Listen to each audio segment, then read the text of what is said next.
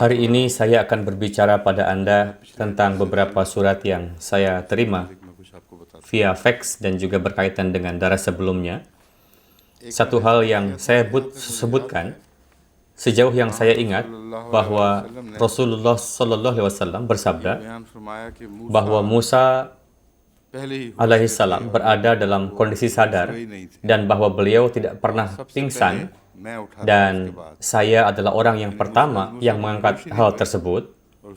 Jadi Hadrat Musa tidak pernah jatuh pingsan. Rasulullah bersabda bahwa saya adalah orang pertama yang bangkit, dan apa yang saya lihat adalah Musa berada dalam kondisi sadar.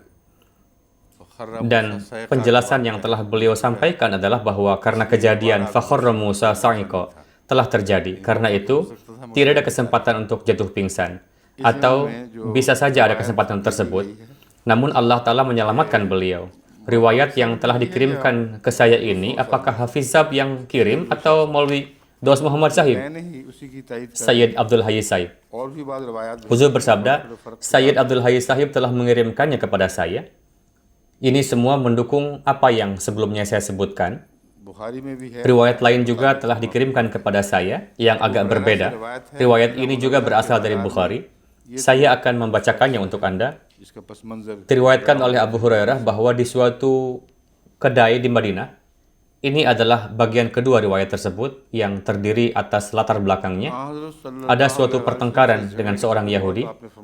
Saat pertengkaran ini sampai kepada Rasulullah, beliau bersabda, Allah Ta'ala berfirman bahwa ketika trompet akan ditiupkan, semua orang di langit dan di bumi akan jatuh pingsan. Akan tetapi orang yang Allah kehendaki tidak akan jatuh pingsan. Kemudian ketika trompet akan dibunyikan untuk kedua kali, setiap orang segera akan bangkit dan saling melihat satu sama lain. Rasulullah bersabda bahwa setelah trompet dibunyikan untuk kedua kali, saya akan menjadi orang pertama yang mengangkat kepala dan akan melihat bahwa Musa sedang memegang suatu tiang singgasana. Sekarang saya tidak tahu apakah Musa mengangkat kepalanya sebelum saya, atau apakah ia tersadar sebelum saya, atau apakah ia di antara orang-orang yang dikecualikan oleh Allah. Hadis ini dari Sunan Ibnu Majah, namun hadis yang dikirimkan oleh Hafiz Muzaffar Ahmad Sahib yang lebih jelas dan pasti terkait peristiwa penamparan itu yang kemudian menimbulkan pertengkaran. Rasulullah SAW bersabda, La tukhayyiruni ala Musa fa innan nasa yus'akuna atau yas'akuna. Kata apa ini yang sebetulnya? Ini adalah sa'iqa. Jadi kata itu harusnya yas'akuna. Bahkan ketika ada sedikit lekukan dalam aksennya, hal itu membuat saya berpikir bahwa ini mungkin saja pesh, yakni aksen dalam tulisan bahasa Arab. Fa'akun awwala may yufiku fa'idha Musa batish bijanibil arshi fala adri akana fi man sa'iqa fa'afaqa qabli aw kana mimmanis tasnallahu azza wa jal. Ini jelas perkara yang sama, namun telah secara singkat disebutkan di dalam hadis Bukhari ini. Pada umumnya tidak ada perbedaan yang nyata di antara dua hadis ini. Satu-satunya perbedaan adalah bahwa kata batsh bijanibil arsh ini diterjemahkan ia sedang berdiri memegang satu tiang singgasana. Batish berarti memegang sesuatu, akan tetapi tidak disebutkan kata singgasana.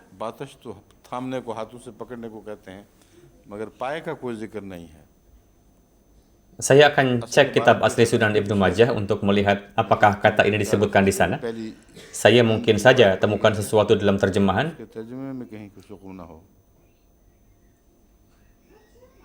Ya, kata qaima telah disebutkan di sini. Qaima min qawaim. Jadi tidak ada disebutkan tiang dalam riwayat kitab Bukhari. Dikatakan bahwa beliau memegang arasy Allah. Artinya, tampaknya seolah-olah beliau memegangnya dengan kuasa Allah.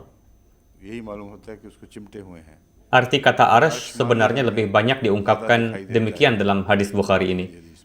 Akan tetapi, dalam riwayat Sunan Ibnu Majah, tampaknya diungkapkan sebagai konsep jasmani. Kata arasy seolah-olah ada tiang tertentu yang beliau pegang.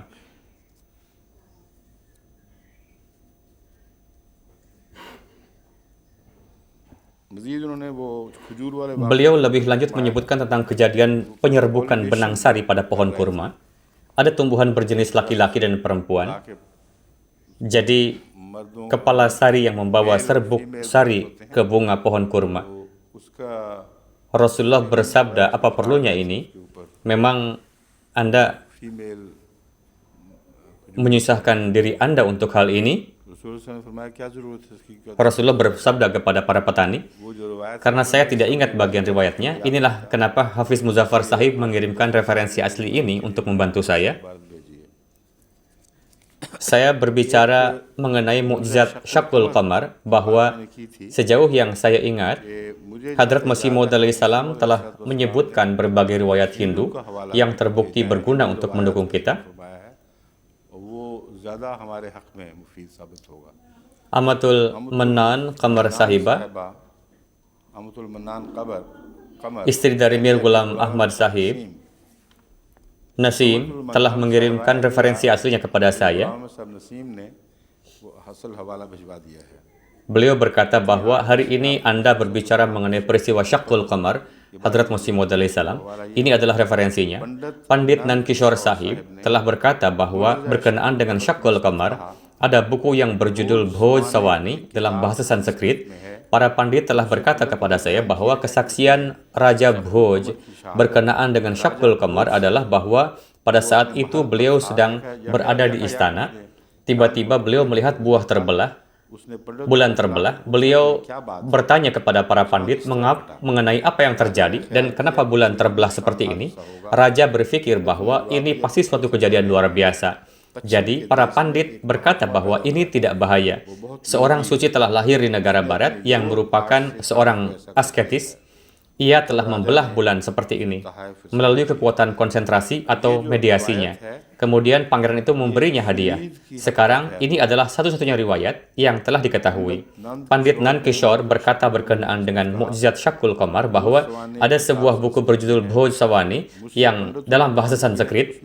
Para pandit telah berkata pada saya bahwa buku tersebut berisi kesaksian tentang Syaqqul Qamar.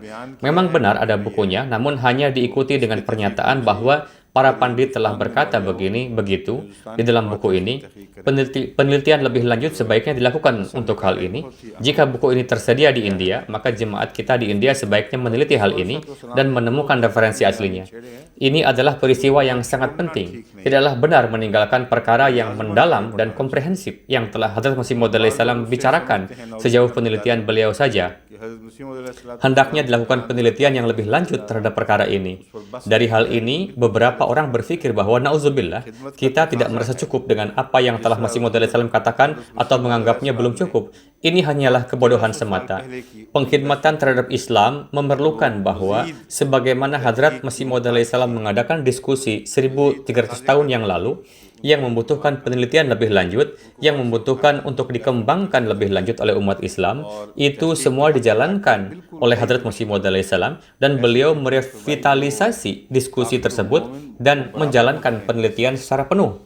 Beliau mempresentasikan penelitiannya dengan cara sedemikian rupa sehingga memuaskan baik orang beriman maupun yang tidak beriman. Inilah keyakinan saya. Meskipun jika seseorang berbeda keyakinan dengan saya dalam hal ini, dengan karunia-Nya, saya benar-benar puas bahwa ini adalah sesuatu yang diperlukan untuk pengkhidmatan terhadap Al-Quran dan terhadap Islam. Dan inilah tujuan kehidupan Hadrat Masih Maud alaihissalam. Inilah kehidupan beliau. Maksud saya bahwa bagi beliau seolah-olah pengkhidmatan terhadap Al-Quran, Islam, dan wujud beliau sendiri adalah hal yang sama. Dengan demikian, meskipun jika orang-orang rupanya tampak mendapati ketidaksesuaian, menurut saya akan menjadi pengkhidmatan berharga terhadap Hadrat Masih Maud alaihissalam untuk terus maju ke depan dengan semangat ini. Selama daras ini, saya akan berbicara mengenai berbagai perkara untuk menarik perhatian jemaat untuk melakukan penelitian terhadap perkara-perkara tersebut dan untuk menguraikannya, yang pada umumnya difahami secara berbeda sebelumnya. Terkadang hal ini menciptakan kegelisahan. Beberapa orang mengungkapkan kegelisahannya dan beberapa orang menekan rasa ini di dalam hatinya. Beberapa orang mungkin memiliki perkumpulan di mana mereka mendiskusikan hal ini. Jadi saya ingin katakan kepada orang-orang ini bahwa semua upaya tersebut adalah untuk pengkhidmatan terhadap Al-Quran. Dan itulah yang mendorong saya melakukan hal ini. Tidak ada tujuan lain. Bahkan tidak ada satupun kehormatan atau rasa bangga dalam hal ini.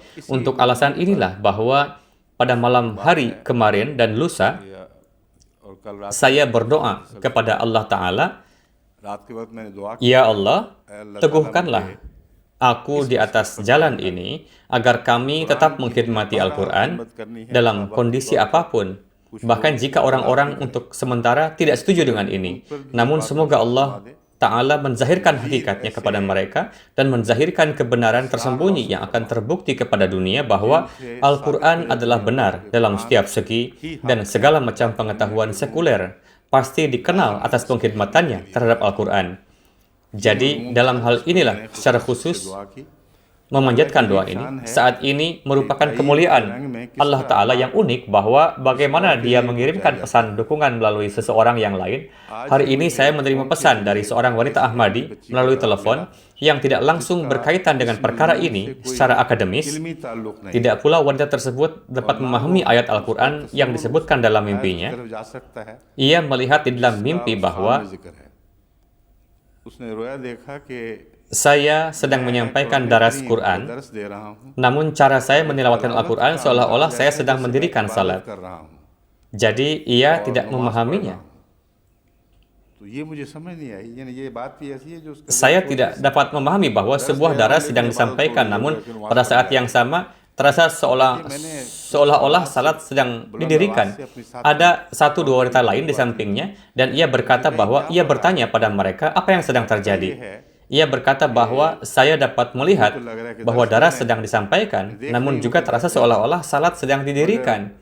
Dan cara Al-Quran ditilawatkan juga terdengar seperti seseorang sedang mendirikan salat. Jadi, salah seorang di antara mereka menjawab bahwa ia sedang melindungi Al-Quran, sedang menjaga Al-Quran. Sekarang, perkara melindungi Al-Quran disebutkan dalam Al-Quran, "Inna nahnu nazzalna dzikra wa inna lahu lahafizun." Bahwa kami yang telah mengirimkan Al-Quran sebagai nasihat, dan kami akan pasti menjaganya. Dalam menjelaskan perkara ini, berbagai ulama dan Hadrat Masih Maud alaihissalam telah dengan jelas menyebutkan bahwa Allah Ta'ala akan selalu mengangkat orang-orang demikian yang kepada mereka Dia akan menganugerahkan ilmunya dan kemudian mereka akan memberikan sarana-sarana untuk menjaga Al-Quran. Setiap kali harus menjaganya dari tantangan dan ancaman, maka ada sistem Allah Ta'ala yang siap berjalan dan yang akan diterapkan. Jadi, pikiran wanita yang lahir di sini tidak bisa ditarik kepada ayat ini, dan tidak pula ia memiliki pengetahuan akan hal ini. Akan tetapi, lihatlah bagaimana Allah Ta'ala memberikan jaminan dengan dukungannya melalui orang lain. Begitu pula peristiwa menarik lainnya bahwa 2 malam yang lalu, saya sedang berbicara dengan Luqman Sahib setelah makan atau saat berbuka puasa. Saya menyebutkan bahwa saya tahu atau ingat bahwa Hadrat Nawab Abdurrahman Khan Sahib memiliki anak, dan saya menyebutkan ini juga. Saya tahu bahwa Abdurrahim Sahib tidak memiliki anak, namun saya keliru mengatakan bahwa mereka punya. Jika saya ingat bahwa Abdurrahman Sahib memiliki anak, dan dalam hal ini saya meminta agar hal ini diteliti lebih jauh, adalah mungkin bagi seseorang untuk memiliki anak, namun mereka meninggal di usia muda. Jadi, cari tahu, apakah apa yang saya ingat ini sungguh salah atau bagaimana sebenarnya. Di samping itu, sebagaimana perkara ini telah dimulai, satu hal yang juga sering disebutkan ialah bahwa Hadrat Masih Maud alaihissalam rupanya bersabda bahwa siapapun yang terkait dengan keluargaku, mereka akan memiliki anak. Jadi, saya tidak ingat bahwa Hadrat Masih Maud alaihissalam telah berkata demikian, namun ini adalah sesuatu yang seharusnya ditelusuri lebih lanjut, dan juga cari tahu tentang kapan pernikahan Hadrat Phupi Jan terjadi. Selanjutnya, Hadrat Masih Maud alaihissalam sangat memuji istri kedua Hadrat Nawab Muhammad Ali Khan Sahib, dan cari tahu juga tentang apa yang beliau puji itu. Sekarang inilah yang saya bicarakan kemarin malam dan paginya. Saya menerima fax dari Nawab Abbas Ahmad Sahib yang mana semua pertanyaan saya telah terjawab. Saya harus mencari tahu dari Luqman, apakah beliau, apakah kamu telah menelponnya untuk menanyakan pertanyaan ini? Ia menjawab bahwa ia lupa, jadi ia pasti tidak menelepon. Jadi ada sistem Allah Ta'ala yang siap menolong, dan sistem luar biasa ini adalah sedemikian rupa sehingga memberikan kekuatan dan jaminan kepada hati dan juga menolong orang-orang dalam masa-masa sulit. Ini sangat unik dan luar biasa. Beliau berkata bahwa pada daras Quran hari ini, mukjizat dan peristiwa bersejarah sedang didiskusikan, dan karena itu dalam hal ini mengenai Nawab Muhammad Ali Khan Sahib, saya ingin katakan bahwa Hadrat Nawab Sahib memiliki anak dari 2 orang istri yang merupakan putri dari Hadrat Masih Maud alaihissalam.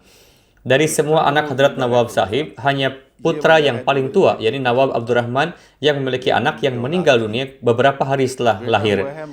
Inilah kenapa saya merasa bahwa beliau pada hakikatnya memiliki anak.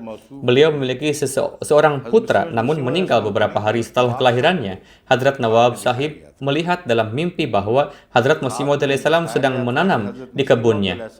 Ketika mimpi ini diceritakan kepada Hadrat Khalifatul Masih yang pertama, beliau menafsirkannya bahwa keturunan beliau akan lahir dari Hadrat Masih Maud alaihissalam dan bukan dari yang lain. Tepat inilah yang terjadi. 2 putra yang dinikahkan di luar keluarga tidak memiliki anak, atau jika memiliki anak, mereka akan meninggal dunia di usia muda. Sedangkan 2 putra yang dinikahkan kepada putri Hadrat Masih Maud alaihissalam, yakni Nawab Sahib itu sendiri, putrinya dan putranya, Hadrat Nawab Muhammad Abdullah Khan Sahib,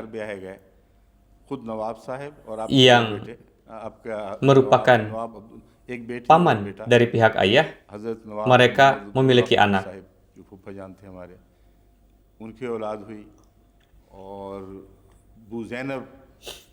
Zainab yang menikah dengan keluarga paman dari pihak ayah, mereka juga memiliki anak.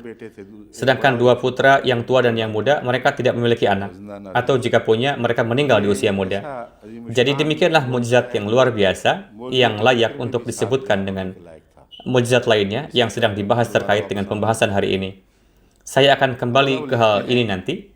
Beliau kemudian menulis bahwa Hadrat Nawab Mubarakah Begum Sahibah baru berusia 4 tahun ketika Hadrat Masih Maud alaihissalam menerima wahyu Nawab Mubarakah Begum. Ini terjadi sekitar tahun 1900. Sekarang digunakannya kata Nawab itu sendiri pada saat ketika konsep pernikahannya tidak mungkin difahami jika dilihat dari usianya atau syarat pada saat itu saja sudah merupakan suatu hal yang luar biasa. Dan berbagai peristiwa yang terjadi kemudian menunjukkan bagaimana pernikahan ini terjadi dalam kondisi yang luar biasa. Kemudian, istri pertama Hadrat Nawab Sahib yang namanya adalah Mihrun Nisa Begum meninggal pada tahun 1898. Ini dari halaman 196-197, yang kemudian atas nasihat Hadrat Masih Maud alaihissalam, beliau menikahi Amatul Hamid Sahibah yang merupakan adik perempuan dari istri pertamanya. Beliau berusia 12 tahun pada waktu itu. Inilah yang saya sebutkan sebelumnya. Bahkan Faiza suatu kali menyebutkan hal ini kepada saya. Putri saya sangat suka membaca dan belajar. Ia berkata berkata kepada saya bahwa Hadrat Masih Maud alaihissalam pernah memuji salah seorang istri Hadrat Nawab Sahib. Jadi inilah yang saya telusuri semalam. Saya berkata bahwa saya tidak tahu banyak tentang hal ini. Jadi tolong cari tahu dan kasih tahu saya.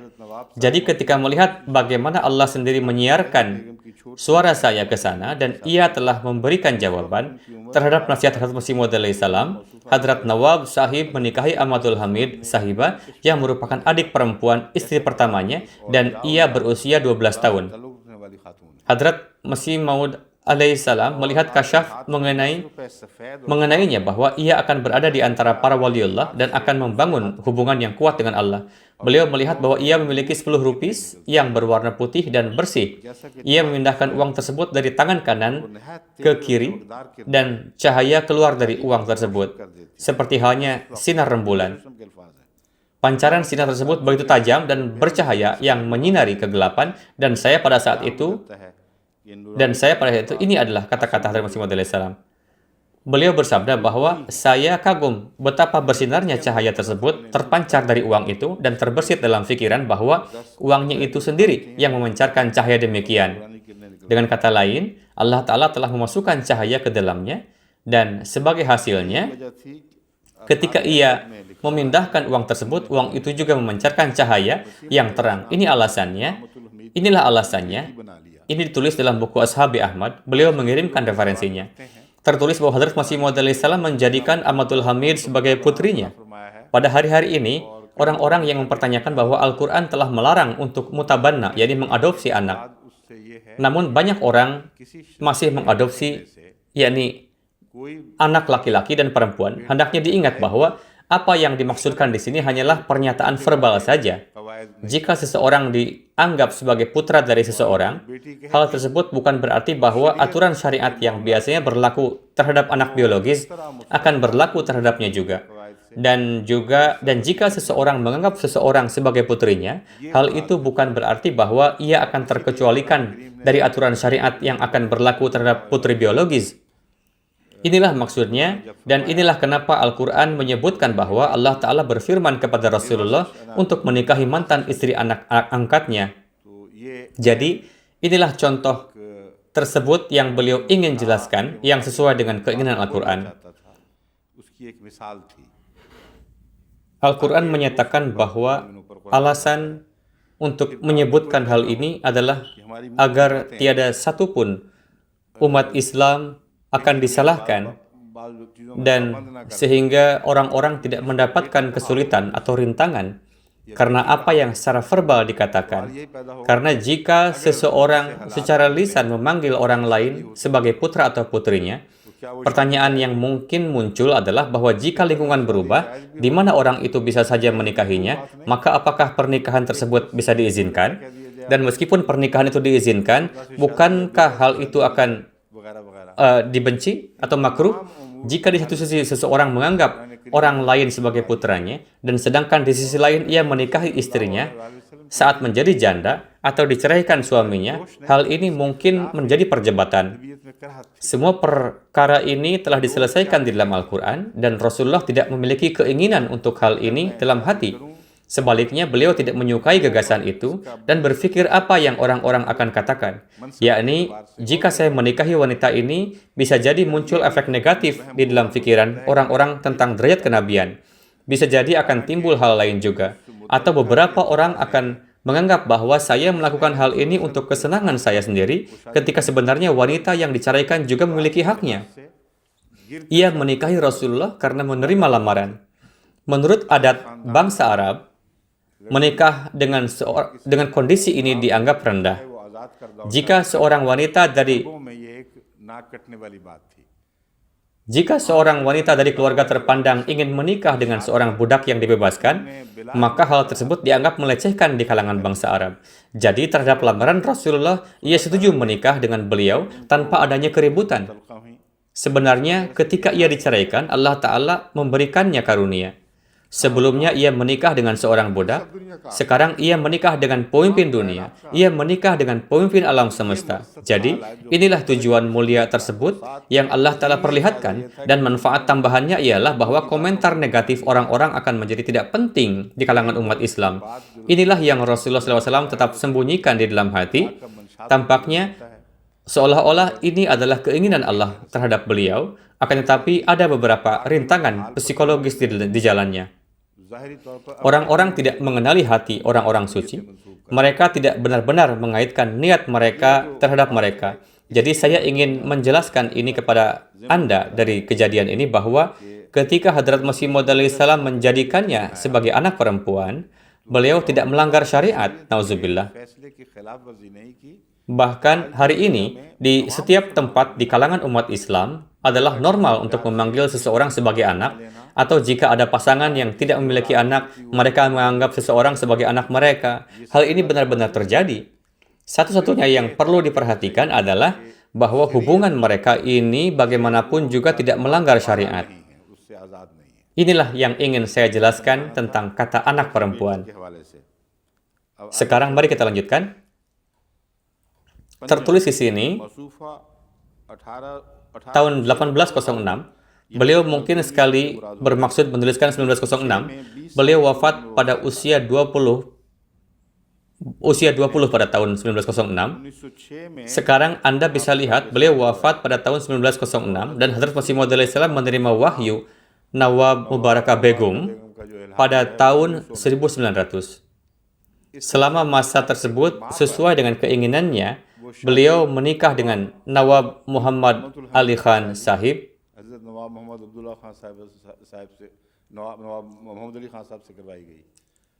Sekarang, siapa yang tahu bahwa beliau juga akan meninggal segera?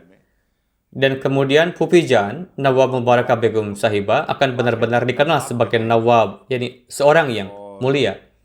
Sebenarnya, beliau akan menjadi satu-satunya sarana yang darinya seseorang akan memperoleh kemuliaan.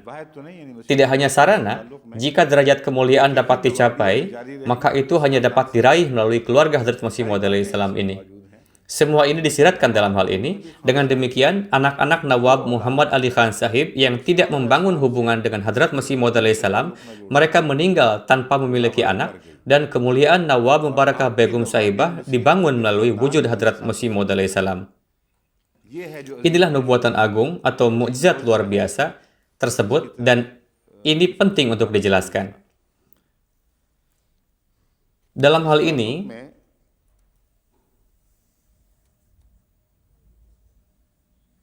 peristiwa ini lebih lanjut menyebutkan kapan beliau berpikir untuk menikahi Nawab Mubarakah Begum Sahibah dan kapan pernikahan itu benar-benar terjadi. Beliau menulis mengenai hal ini bahwa suatu pesan lamaran dikirimkan kepada Hadrat Masih Maud alaihissalam. Beliau enggan dan pada awalnya hati beliau tidak condong untuk menerima hal ini.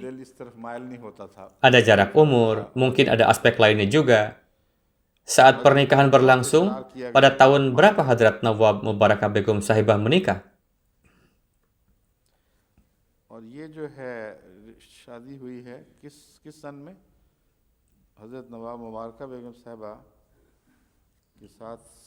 Tahunnya tidak disebutkan di sini. Alhasil, semua halnya sudah dijelaskan. Yang ingin saya ingatkan kepada Anda adalah bahwa Hadrat Masih Maud alaihissalam menerima wahyu berikut yang berbunyi, Subhanallahi tabaraka wa ta'ala zada majdaka yanqati'u aba'uka wa yubda'u minka. Beliau pertama kali menerima wahyu ini pada tahun 1883, kemudian tahun 1896 dan 1900 dan juga 1906. Menerima wahyu secara berulang kali mengelakkan dimensi baru dari efek wahyu tersebut. Persoalan yang saya diskusikan di hadapan Anda berkaitan dengan tahun-tahun tersebut. Dengan demikian, mimpi atau kasyaf yang diperlihatkan kepada Hadrat Nawab Muhammad Ali Khan Sahib, menurut saya, datang dari wahyu berberkat ini.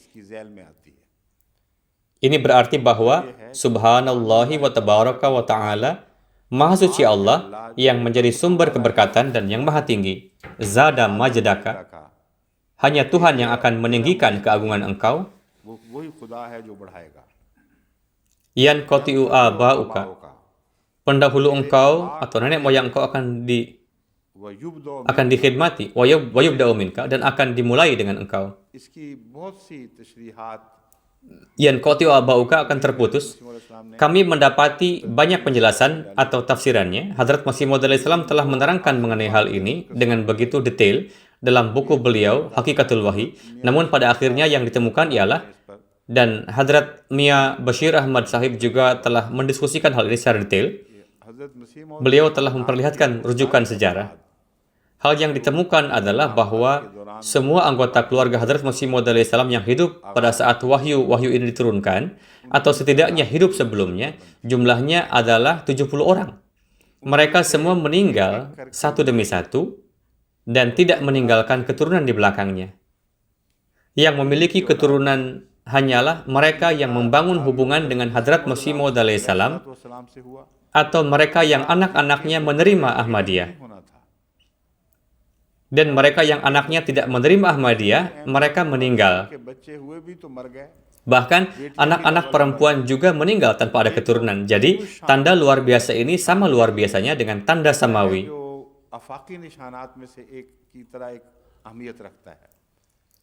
Tidak seorang pun memiliki kekuatan atau kontrol untuk menjadikan setiap orang dari keluarga besar seperti ini tidak memiliki keturunan, dan hanya mereka di dalam keluarga tersebut yang akan melahirkan keturunan, yakni yang membangun hubungan dengan Hadrat Masih Maud alaihissalam. Terkait hubungan jasmani, di sini ada satu contoh, yakni Hadrat Pupiji, kami biasa memanggilnya Asifah Sahibah, adalah nenek istri saya dari pihak ayah.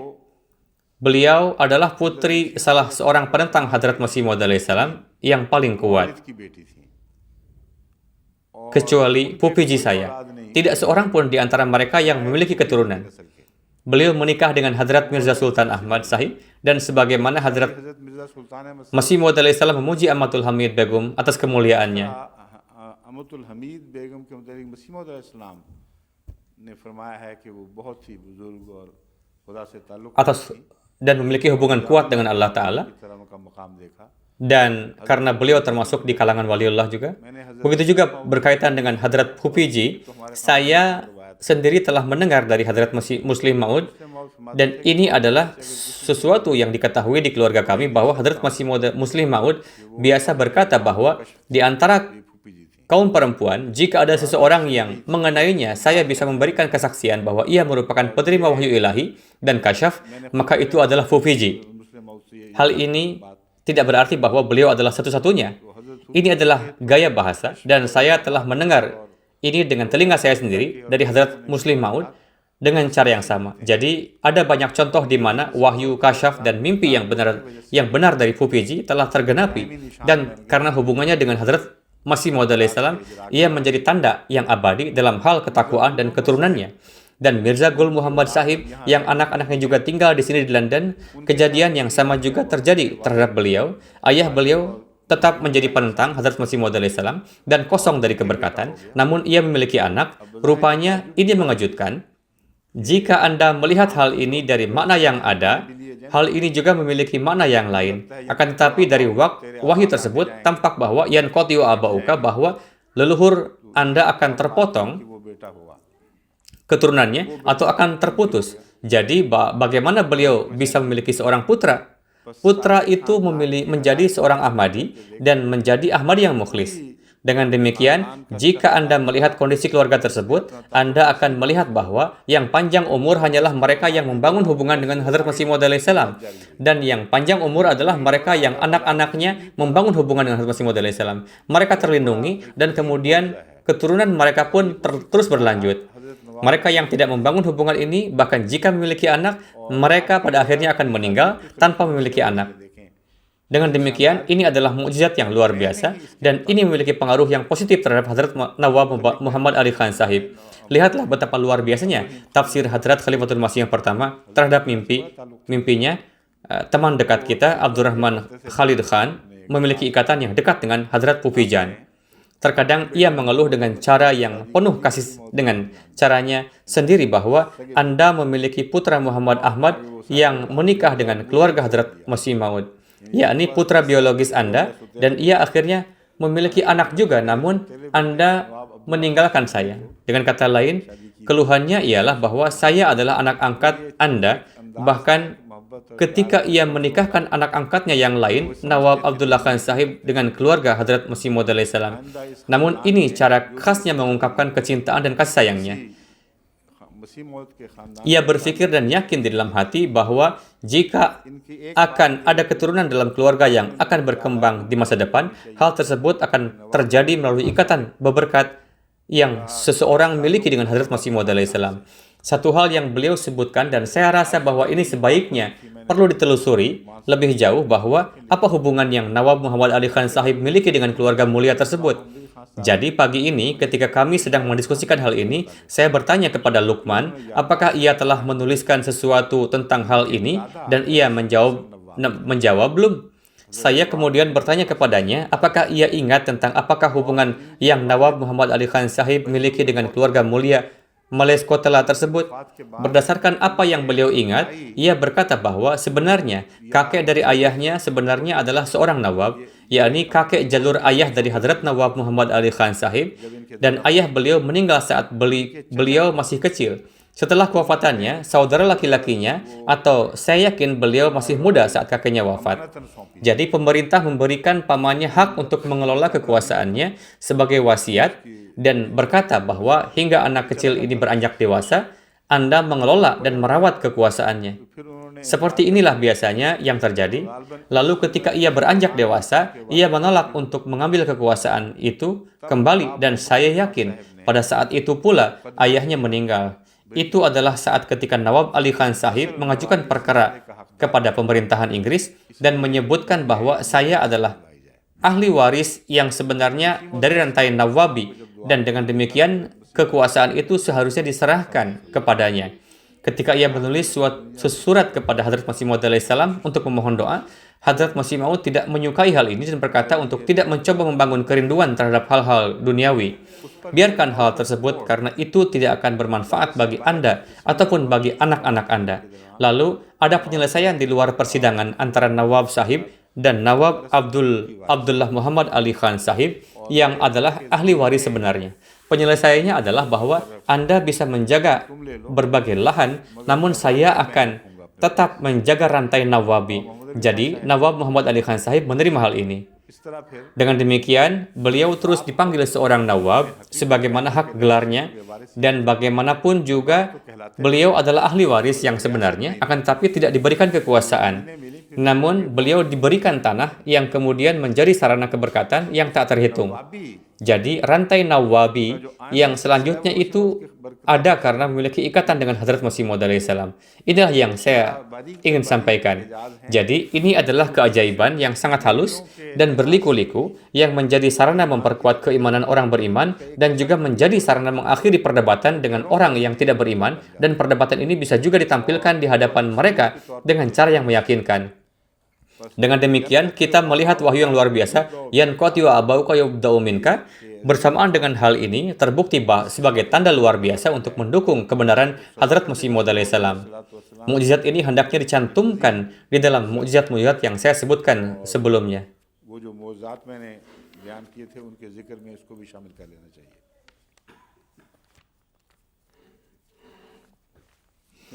Apakah ada hal lain yang belum saya sampaikan? Oh ya, saya harus berbicara mengenai Bahtera Nuh juga. Hari ini, kita sedang berlayar di atas sebuah bahtera. Alasan yang saya isyarahkan kepada Munir Khan Sahib berkaitan dengan buku Bahtera Nuh adalah karena suatu ketika ia berbicara kepada saya dengan begitu detail berdasarkan semua penelitian yang telah dijalankan. Gaya penelitiannya begitu akurat, saintifis, dan dapat diterima, dan saya sangat senang. Saya berkata bahwa Anda telah melakukan pekerjaan yang luar biasa dan hati saya puas. Sekarang Anda jangan berhenti di sini dan terus melakukan penelitian ini. Jadi saya mencoba untuk mendorongnya untuk memberikan info tambahan. Saya telah menerima surat yang detail darinya hari ini. Alasan lain untuk hal ini adalah seorang saudara Ahmadi yang tinggal di London. Saya sebutkan bahwa Hadrat Muslih Maud telah bersabda bahwa judi ditemukan di pegunungan Armenia dan tidak di tempat lain. Jadi saya pikir bahwa Ararat, Alkitab adalah tempat itu juga di mana Bahtera akan ditempatkan, dan bahwa di sanalah di mana Bahtera itu terpelihara. Ada banyak film dari seseorang yang disebut peneliti yang juga sedang memperlihatkan hal ini. Saya ingin menjelaskannya di sini, namun ini tidak memungkinkan. Orang yang telah mengemukakan gagasan ini, ia sendiri menulis bahwa Bahtera itu terletak pada 16.986 kaki di atas permukaan laut. Dan perhitungan yang Dr. Abdul Salam Sahib kirimkan kepada saya menunjukkan kecerdasannya. Ia tidak harus menyelidiki sampai ke persamaan matematika. Beliau berkata bahwa ini sangat sederhana, bahwa menurut Bible, puncak-puncak setiap gunung telah terendam di bawah air. Jadi, jika puncak gunung Himalaya terendam di bawah air, kedalaman air itu sama dengan tinggi benda tersebut dari atas permukaan air. Jika seseorang bisa menentukan jumlah air yang sama, yang sudah ada di laut, barulah kemudian gunung-gunung itu akan benar-benar tenggelam di bawah air. Jika tidak, itu tidak mungkin terjadi. Jadi, pada hakikatnya, ini adalah cara beliau mencapai sebuah hasil melalui matematika yang cepat. Jadi, walaupun ketinggian 16.000 kaki lebih rendah daripada Gunung Everest, akan tetapi jika 16.000 kaki air ada di suatu tempat, maka pasti seluruh dunia akan tenggelam di bawah air. Tidak ada satupun yang bisa mengatakan bahwa karena ada gunung-gunung di dua sisi, maka oleh karena itu mungkin ada air di sana. Inilah kenapa hati saya tidak pernah menerima gagasan bahwa tempat tersebut adalah Ararat. Akan tetapi, peneliti yang telah mengirimkan surat kepada kita, ini benar-benar luar biasa. Di dalamnya juga terdapat informasi berkenaan dengan berbagai aspek juga. Di dalamnya tidak ada satupun tentang Cina yang telah saya bicarakan sebelumnya. Ia tetapi memberikan kisah dan tulisan yang tertulis di atas papan yang terbuat dari tanah. Dan sebuah kisah yang saya paling sukai adalah yang umumnya dikenal sebagai Epik Gilgamesh. Beliau telah melihat kisah itu dan telah meneliti nama-nama yang disebutkan di dalamnya. Beliau telah membuktikan bahwa keseluruhan kejadian ini telah terjadi di Laut Mati, dan Laut Mati itu sedang dalam kondisi surut, kurang lebih. Seandainya air turun ke sana, sedemikian rupa sehingga gunung-gunung tenggelam di bawah air, hal tersebut akan dapat diterima. Hal ini sangat mungkin terhadap suatu kejadian yang terjadi secara geografis. Zaman dahulu, ketinggian Laut Mati bisa jauh lebih tinggi, namun sekarang sedikit berkurang. Namun, apapun kasusnya, hal ini ditunjukkan dengan baik melalui penelitian bahwa Laut Mati itu mengalami penurunan. Bagaimana negeri Belanda berada di bawah permukaan laut. Begitu pula ini jauh lebih rendah dari itu. Bagaimanapun juga, saya tidak akan berbicara lebih detail tentang ini, tetapi saya telah mempelajarinya, dan saya hanya memberi tahu semua orang. Dan di antara semua hal yang telah beliau tulis, tidak ada ruang untuk melawan. Sekarang mereka hendaknya menerbitkan penelitian ini sesegera mungkin. Satu-satunya alasan beliau merasa sedikit enggan ialah karena beliau merasa bahwa penelitian dan investigasi lebih lanjut perlu dilakukan untuk mendapatkan lebih banyak bukti untuk beberapa perkara. Beliau bisa terus melakukan penelitian lebih dalam, tapi jangan habiskan seluruh hidupmu untuk hal ini. Kita hendaknya bisa melihat dan menikmatinya. Ini hendaknya diterbitkan dan yang kemudian akan menimbulkan kegemparan di dunia akademia. Penelitian luar biasa yang seorang peneliti Ahmadi yang tidak hanya berdasarkan kisah hipotesis, namun berdasarkan penemuan saintifis hendaknya sekarang diterbitkan di hadapan dunia. Bagaimanapun juga, atas nama setiap orang, saya ingin menyampaikan rasa terima kasih kepada Munir Khan Sahib. Penelitiannya benar-benar luar biasa dan beliau menjalankan penelitian ini dengan cara yang sangat rendah hati. Beliau bahkan sedikit pun tidak mengungkapkan kebanggaan akademis dan beliau telah menjalankan penelitian dari berbagai macam aspek. Hanya aspek Cina saja yang tak tersentuh. Saya akan bertemu dengan Usman Chini Sahib. Saya akan meminta beliau untuk mengirimkan Munir Khan Sahib bagian yang terkait dengan penelitiannya ini. Perlu dicatat bagaimana kisah-kisah ini sampai ke Cina dan apakah seseorang dari keturunan Hadrat Nuh alaihissalam pernah sampai ke Cina dan pada masa tersebut dan apakah mereka melanjutkan keturunannya di sana atau tidak. Satu hal yang sangat menarik ialah bahwa masanya adalah sama, yakni masa peristiwa Hadrat Nuh di sini sama dengan masa seorang mulia Cina yang pada masa tersebut diceritakan bahwa ada terjadi banjir yang besar yang menyebabkan segalanya tenggelam di bawah air. Dan kemudian orang-orang tinggal di pantai wilayah itu secara berangsur mulai mendiami wilayah lainnya saat permukaan air laut turun. Namun bagaimanapun juga, ia hendaknya juga meneliti tentang hal ini. Saya akan mengirimkan kisah-kisah lainnya. A'udzubillahi minasyaitonir rajim. Kullu nafsin dha'iqatul maut wa innama tuwaffawna ujurakum yaumal qiyamah. Faman zuhsiha 'anil nari wa udkhilal jannata faqad faza wa mal hayatud dunya illa mata'ul ghurur. Ini adalah surah Ali Imran ayat 186. Berkenaan dengan ayat ini, kita telah membahas kata za'iqatul maut. Berkenaan dengan kata tuwafauna, saya katakan bahwa hal ini berkaitan erat dengan kata tawafi, dan seperti halnya para mufassir telah membahas panjang tentang ini, saya akan berbicara tentang ini. Akan tetapi kemudian ketika saya merenungkan hal ini, saya berubah pikiran karena kita telah membahas masalah kecil begitu panjang sehingga jika kita mulai pembahasan terpisah mengenai kewafatan Nabi Isa, maka sisa daras ini hingga beberapa daras berikutnya juga akan dihabiskan untuk membahas masalah ini,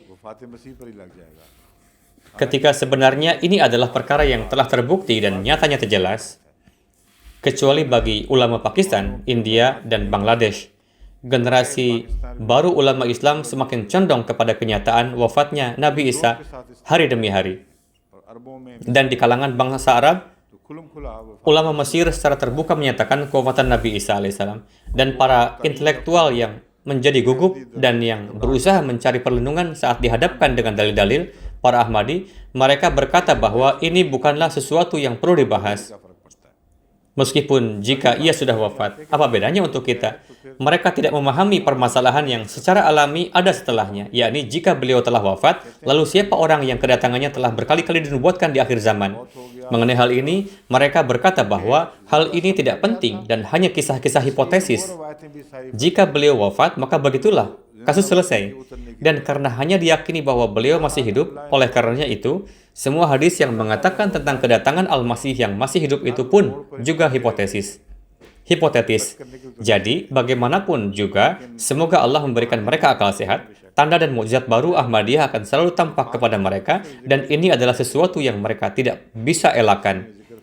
Ini hanyalah cara untuk mengelak mengenai kasus yang ada ini. Mereka bisa terus berusaha melakukan hal ini jika mereka mau. Jadi sekarang saya akan secara singkat berbicara tentang kata tawafi dan menyebutkan hal-hal yang beberapa mufassir telah sebutkan tentang hal tersebut.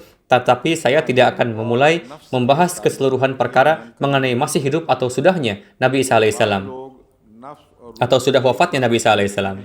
Berkenaan dengan kata ruh dan nafs, ruh dan jiwa, saya yakin ini penting untuk dijelaskan bahwa ada beberapa orang yang yakin bahwa ruh dan jiwa itu adalah hal yang sama.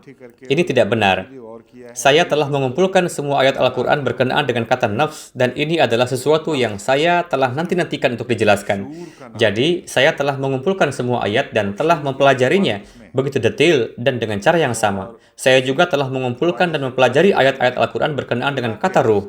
Kata nafs pada hakikatnya mengacu pada syu'ur atau kesadaran, dan ada banyak jenis kesadaran. Berkenaan dengan hal ini, kita juga mendapati penyebutan kata nafs Allah juga. Tentu, Allah tidak memiliki nafs seperti nafs yang kita miliki, yang juga pada umumnya dikenal sebagai kehidupan. Tidak pula memiliki kesadaran kehidupan atau kesadaran akan wujudnya. Ini adalah makna fundamental terhadap hal ini. Namun berkenaan dengan hal ini, apa itu ruh? Ini adalah pembahasan yang akan muncul. Saya akan memberikan ayat-ayat Quran di hadapan Anda yang menyebutkan kata ruh. Pertama, ayat Summa ja'ala naslahu min sulalatin min ma'im mahin. Allah Ta'ala berfirman, ayat pertama, Alladzi ahsana kulla syai'in khalaqahu wa bada'a khalqal insani min tin. Yakni dia telah menjadikan sempurna segala sesuatu yang telah diciptakannya. Dia telah menciptakan segala sesuatu dengan cara yang paling luar biasa. Wa bada'a khalqal insani min tin. Dia memulai penciptaan manusia dari tanah liat. Summa ja'ala naslahu min sulalatim. Kemudian dia menjadikan keturunannya dari sari cairan yang hina, yang juga disebut nutfah.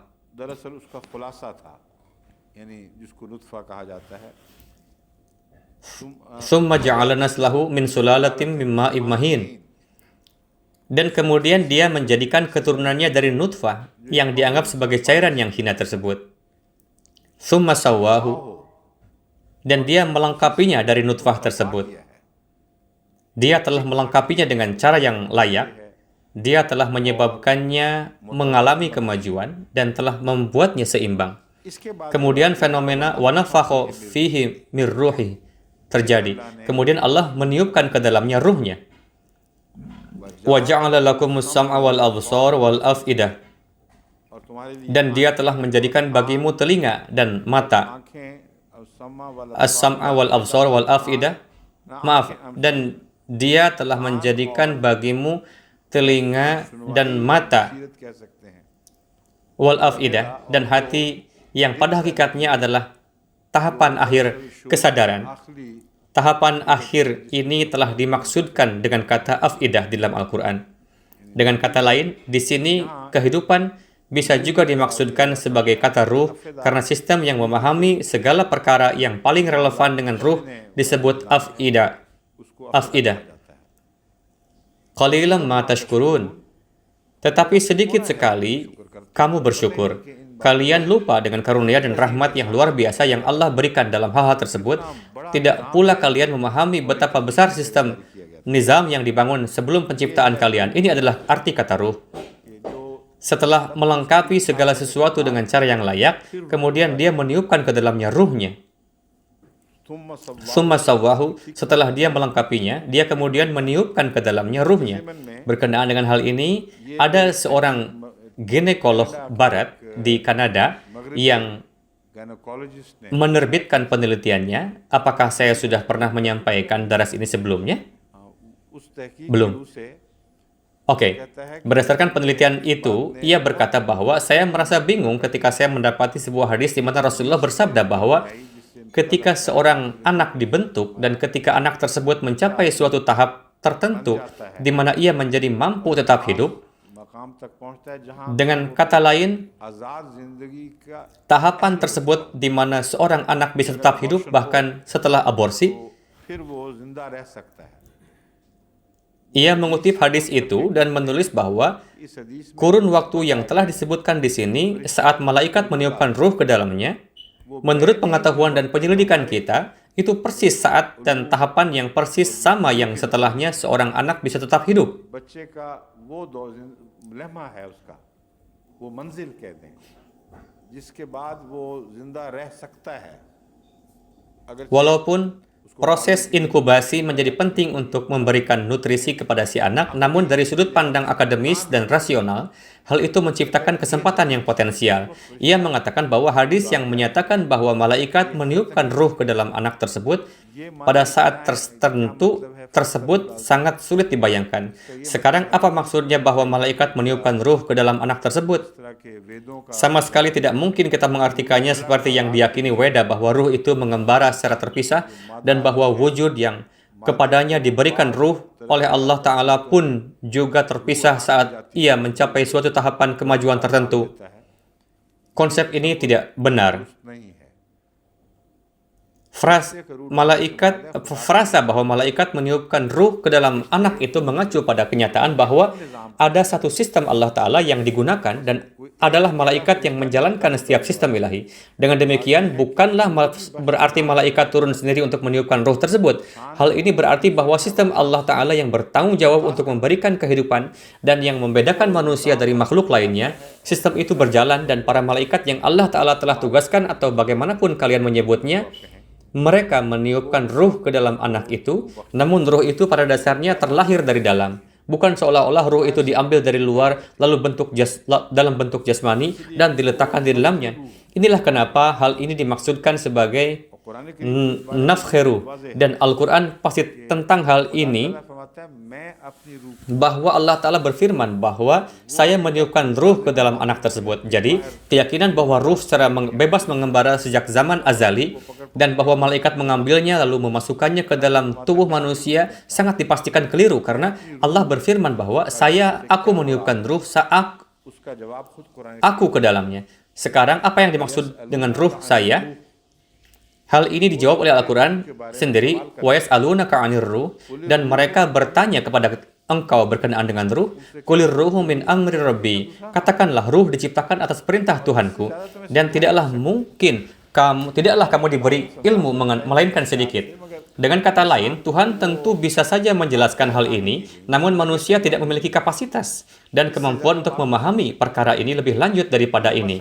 Jadi, masalah meniupkan ruh kepada Nabi Isa atau seseorang yang lain seperti Adam atau anak lain untuk hal tersebut telah dipecahkan dengan ayat Al-Quran ini. Yas'alunaka 'anir ruh, qulir ruhu min amri rabbi. Ini adalah kata lain untuk perintah Allah. Ini adalah kata lain dari kata kun. Namun ketika kata kun digunakan berkaitan dengan kehidupan manusia, hal itu membentuk suatu ruh, dan itu bukanlah sesuatu yang didatangkan dari luar. Iya kan?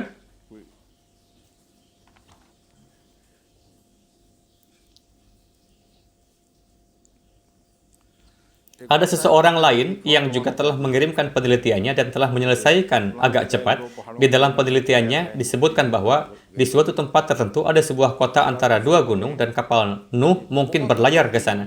Mari kita tinggalkan hal ini. Ada banyak perkara yang membutuhkan penelitian yang panjang dan dalam dan berkenaan dengan penelitian, perasaan, dan harapannya, dan sekedar mengetahui satu dua hal tidaklah cukup. Saya telah berbicara dengan Munir Ahmad Khan Sahib tentang hal ini dengan sangat detail, dan sekarang beliau juga telah mengirimkan hasilnya kepada saya dalam bentuk tulisan.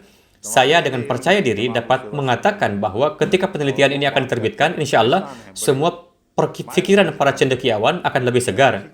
Ia merupakan seorang peneliti yang sangat terkemuka. Beliau adalah seorang ilmuwan ahli. Beliau membangun cerobong asap tertinggi di Karachi yang membuat orang-orang kaget dan kagum. Mereka tidak mungkin bisa membayangkan bahwa seorang insinyur Pakistan bisa merancang cerobong yang begitu kuat dan stabil dan menyempurnakannya ke level tertinggi. Jadi dengan karunia dan berkat dari Allah Ta'ala, beliau sangat cerdas dan berpengetahuan. Jadi beliau sedang bekerja terhadap hal ini, dan orang lain ini telah mengirimkan kepada saya begitu tergesa-gesa, sehingga menurutnya suatu perkara penting dari hal ini tidak boleh terlewatkan. Keinginan dan semangatnya sangat baik, hal ini patut dihargai, namun hendaknya masukan tersebut diberikan saat diperlukan. Jika Anda belum lelah, bolehkah saya akan memberikan suatu lelucon bagi Anda? Suatu ketika ada suatu dewan yang sedang mengurusi suatu kasus pembunuhan, keliru jika mengatakan bahwa para tukang tenun akan menjadi bodoh sebagai suatu kaum atau bangsa. Namun kenyataannya bahwa di negeri kita, lelucon telah disematkan kepada bangsa-bangsa karena kebodohannya. Bagaimanapun juga, dikisahkan bahwa ketika rapat dewan tersebut sedang dilaksanakan secara tertutup, seorang tukang tenun datang. Ia mengetuk pintu dan ia tampaknya sedang terburu-buru. Ia ingin seseorang segera membukakan pintu. Jadi Tuan Chaudhry berkata kepada seorang untuk membukakan pintu, membiarkan ia masuk dan menanyakan apa yang ia ingin katakan. Ia masuk dan berkata, saya membawa sesuatu yang sangat penting untuk dikatakan. Terhadap hal tersebut, Chaudhry Sahib mengatakan, ada dewan yang sedang rapat di sini dan suatu kasus pembunuhan sedang dibahas. Ini adalah perkara serius. Anda boleh berbicara dengan saya sesudah ini. Namun ia menjawab dan berkata bahwa, Tuan Chaudhry, perkara yang saya ingin katakan sama pentingnya dengan perkara pembunuhan ini. Sama dengan kasus pembunuhan ini. Jadi ia berkata, baiklah lanjutkan. Apa yang ingin kamu katakan? Ia kemudian berkata dengan bahasa Punjabi bahwa Anda memiliki seekor sapi yang mati tahun lalu dan tidak pernah terlihat sejak saat itu. Jadi, orang itu benar ketika ia berkata bahwa adalah tentang pembunuhan yang ingin ia bicarakan. Apa yang saya ingin katakan adalah bahwa hal-hal yang diberikan kepada saya di sini ternyata terkadang berbeda. Ketika peneliti kita mengirimkan penelitiannya, saya juga terus merenungkan berbagai hal yang mereka kirimkan setelahnya. Namun, jika saya secara tidak sengaja pernah mengatakan sesuatu yang tidak benar dan perlu dikoreksi, maka saya bahkan mengatakan kepada Imam Sahib dan kepada yang lain di sini bahwa bukanlah sikap hormat untuk tetap diam, melainkan adalah sikap hormat dengan segera memberitahukannya kepada saya. Jadi dalam hal ini tergantung kepada orang yang telah mengajukan ini kepada saya. Saya tidak keberatan terhadap seseorang yang telah mengirimkan hadis ini, namun saya merasa keberatan terhadap orang yang mengajukannya kepada saya bahwa kenapa mereka pikir hal ini begitu penting sehingga mereka mengajukannya kepada saya begitu cepat. Ini bukanlah perkara hidup dan mati. Hendaknya seseorang memberikan pandangan mereka jika diperlukan. Ada banyak kasus yang terjadi selama perjalanan saya juga. Ada suatu kejadian serupa yang terjadi di Prancis. ini bukanlah saat untuk menyampaikan apa yang terjadi, namun tepat di akhir pidato saya menerima catatan bahwa sesuatu sangat serius terjadi dan Anda hendaknya segera mengambil catatan ini. Saya tidak akan menyampaikan keseluruhan kejadiannya karena saudara kita mungkin akan merasa malu. Baiklah. Jadi saya telah menyebutkan dua hal berkenaan dengan kata ruh yang disebutkan di sini. Ada hal yang ketiga.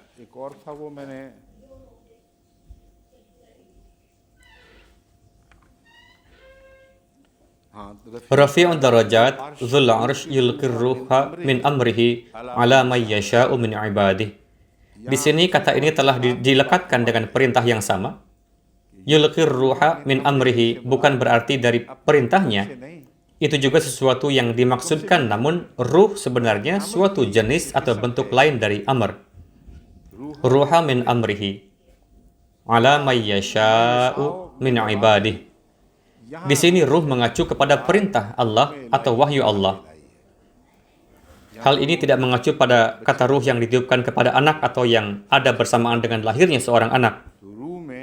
Jadi berkenaan dengan kata ruh, baik Jibril telah dimaksudkan sebagai ruh ataupun wahyu ilahi, telah dimaksudkan sebagai ruh, sebagaimana Allah Ta'ala berfirman berkenaan dengan Adam, فَإِذَا سَوَّيْتُهُ وَنَفَخْتُ فِيهِ مِنْ رُوحِي فَقُعُوا لَهُ سَاجِدِينَ. Yakni ketika aku memberi bentuk kepada Adam, dengan kata lain, ketika wujudnya mencapai kesempurnaan dari sudut pandang manusia, sampai tahap itu, engkau tidak terikat untuk taat kepadanya. Wa nafakhtu fihi mir ruhi. Ketika aku tiupkan wahyuku ke dalam hatinya, ketika aku tiupkan ruhku sebagai perintahku, yakni ketika aku memerintahkannya, barulah engkau hendaknya menjatuhkan diri di hadapannya. Jadi, kata amar atau perintah adalah kunci dalam memahami kata ruh. Kita tidak bisa memahami ini tanpa kunci ini. Amar ini terkadang bisa dalam bentuk wahyu berkenaan dengan syariat, atau bisa juga dalam bentuk wahyu lain, atau bisa juga dalam bentuk kehidupan yang kemudian terus berlanjut hingga hari penghisaban, dan yang akan diminta pertanggungjawaban saat ia dipanggil sekali lagi. Dengan demikian, kata nafs adalah kata umum, sedangkan kata ruh adalah kata yang lebih dalam dengan makna yang luas yang belum digunakan di dalam Al-Quran untuk suatu jenis kehidupan sebelum manusia. Kata ini berkaitan dengan masa kenabian setelah zaman Adam alaihissalam dan sebagai hasil dari berbagai kualitas yang telah dianugerahkan kepada manusia. Ia akan diberikan kehidupan kedua setelah mati. Ia akan diminta pertanggungjawaban atas perbuatannya, dan setelah hari penghisaban, ia akan memulai perjalanan yang abadi. Jadi, inilah arti kata ruh. Tidak perlu jauh lebih detail mengenai pembahasan yang para mufassir telah berikan. Bagi kita, cukup diketahui bahwa inilah perbedaan antara nafs dan ruh. Berkenaan dengan udkhilal jannata faqad faz. Orang-orang hanya membahas makna literal dari kata-kata tersebut bahwa siapapun yang berada lebih jauh dari api akan diberikan surga. Orang tersebut akan masuk surga dan orang itu akan sukses. Wa mal hayatud dunya illa mata'ul ghurur. Dan tidaklah kehidupan di dunia melainkan kesenangan yang menipu. Dengan kata lain, ini adalah sesuatu yang sementara dan menipu, sesuatu yang nampak benar dan nyata, namun sebenarnya tidak mungkin lebih dari kebenaran. Sesuatu yang tiba-tiba hilang dari kalian. Jadi inilah kehidupan itu. Hanya ada satu pembahasan yang tersisa di sini, yang telah diangkat oleh Richard Bell, memiliki kebiasaan menyusun kembali ayat-ayat Al-Quran. Saya menyebutkan hal ini sebelumnya juga. Ia telah menomori ayat Al-Quran sekehendaknya, dan tidak ada orang yang mendengarkan apa yang ia katakan. Bahkan para peneliti yang mengikutinya hanya ingat kepadanya jika mereka tiba-tiba membaca karyanya. Sebaliknya, karyanya tidak memiliki nilai, absurd, dan tidak bermakna. Namun demikian, kita menemukan beberapa hal yang memberikan bukti untuk mendukung Al-Quran dari cara menulisnya. Caranya menunjukkan kebodohannya dan bagaimana ia gagal memahami perkara yang ada, menyusun ulang ayat Al-Quran dan mengingkari makna hakiki permasalahan yang ada. Sebenarnya sebelum seseorang membaca ayat-ayat Al-Quran, menurut urutan yang sebenarnya, perkara tersebut tidak akan menjadi jelas. Sekarang ia telah menyusun ulang ayat-ayat Al-Quran dengan caranya sendiri. Urutan yang telah ia susun ulang itu telah ia beri nomor 186 menjadi 183, 185 menjadi 182, dan kemudian berkata ayat-ayat ini tidak pas di sini dalam konteks ini. Mereka tidak berkaitan satu sama lain dan tidak masuk akal. Ia katakan bahwa ayat 182 tidak ada kaitannya dengan ayat 183. Dengan kata lain, menurutnya ayat 185 tidak ada kaitannya dengan ayat 186. Dan hal-hal lain yang disebutkan di dalam ayat ini tidak ada kaitannya dengan perkara ini. Berkenaan dengan hal ini, saya akan menjelaskan beberapa hal. Ayat 185, فَإِنْ كَذَّبُوكَ فَقَدْ كُذِّبَ رُسُلٌ مِنْ قَبْلِكَ جَاءُوا بِالْبَيِّنَاتِ وَالزُّبُرِ وَالْكِتَابِ الْمُنِيرِ. Dan jika mereka mendustakan engkau, maka sesungguhnya telah didustakan pula rasul-rasul sebelum engkau, ja'u bil bayyinati, yang datang dengan tanda-tanda yang nyata, dan Zabur. Artinya kitab hikmah. Zabur berarti bahwa ia datang dengan berbagai jenis Zabur. Kata Zabur telah digunakan dalam bentuk jamak. Wal kitabil munir. Dan ia datang dengan kitab yang menerangi. Inilah tiga hal fundamental yang terjalin erat dengan risalah atau kenabian. Para rasul selalu berada dalam tiga hal ini.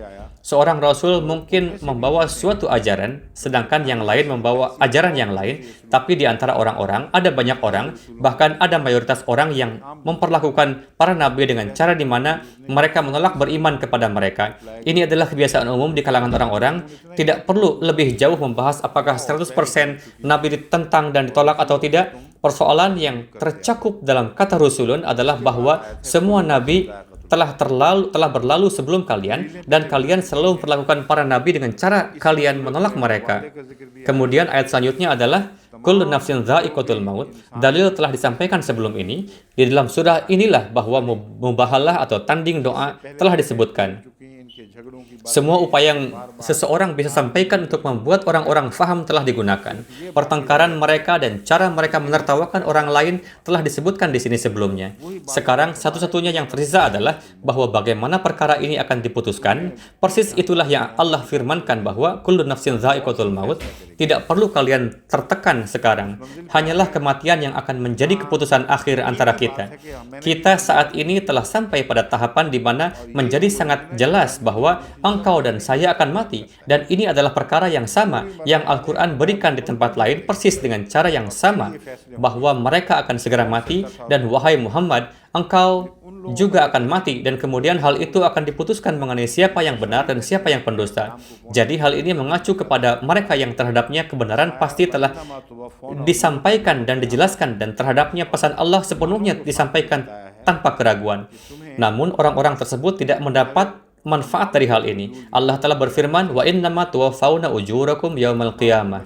Dan umat Islam telah diberitahu bahwa kalian akan memperoleh penuh ganjaran kalian hanya pada hari kebangkitan. Dan saya benar-benar setuju dengan apa yang Hadrat Imam Zamakhsyari katakan, dan bahwa hal itu tidak berarti bahwa orang-orang akan menerima ganjaran hanya pada hari kebangkitan, melainkan makna kata tuwaffawna adalah bahwa mereka akan menerima ganjaran penuh mereka sepenuhnya pada hari kebangkitan.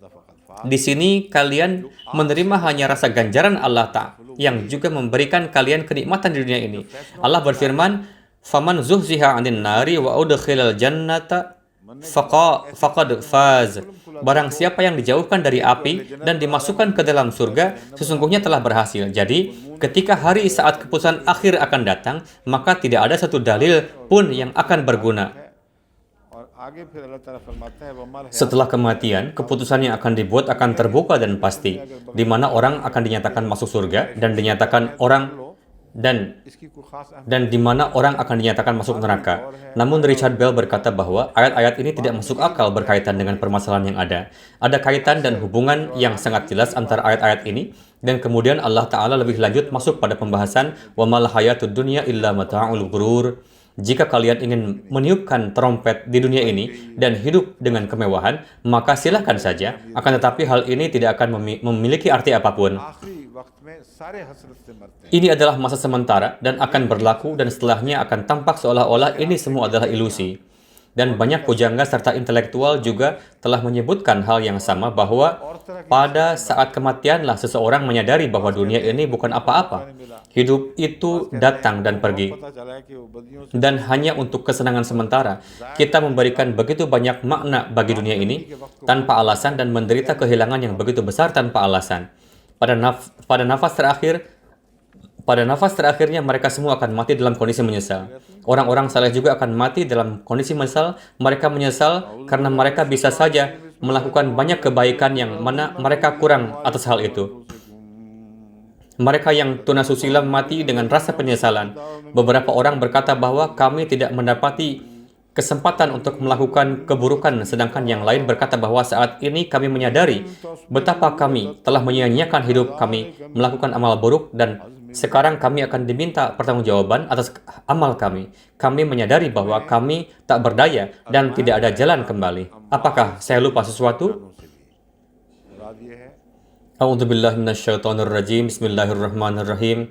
La tublawunna fi amwalikum wa anfusikum wa la tasma'unna minal ladzina utul kitaba min qablikum wa minal ladzina asyraku adzan katsira wa in tasbiru wa tattaqu fa inna dzalika min azmil umur. छोड़ दिया अब Kalian pasti akan diuji dalam hartamu dan jiwamu. Hal ini berarti bahwa beberapa kesedihan atau rasa sakit akan dibebankan kepada kalian dalam jiwa kalian dan harta kalian, dan selain itu, kalian juga akan menanggung kesedihan dan rasa sakit yang luar biasa.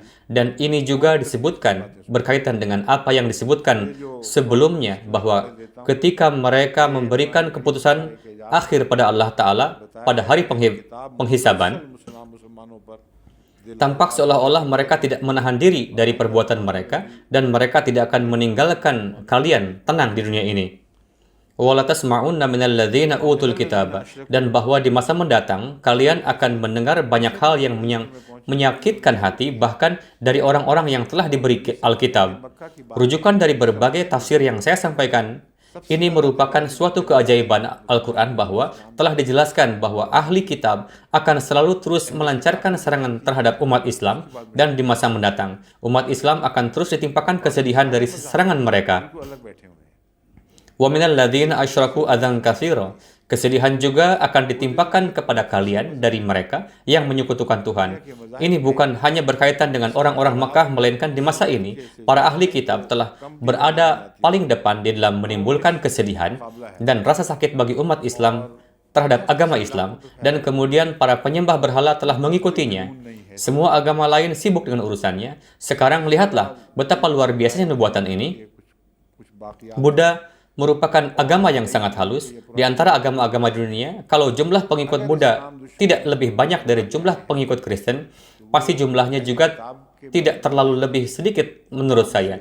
Kurang lebih mereka jumlahnya sama. Agama Buddha tersebar luas ke berbagai daerah di dunia, namun mereka tidak keranjingan menyerang Islam.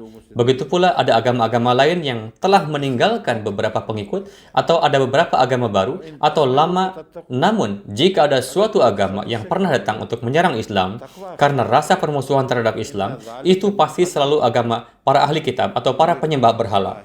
बड़े हिम्मत के कामों में से Dua ini telah disebutkan melalui nubuatan bahwa kalian pasti akan menanggung kesedihan dan rasa sakit dari mereka. Adzan katsira.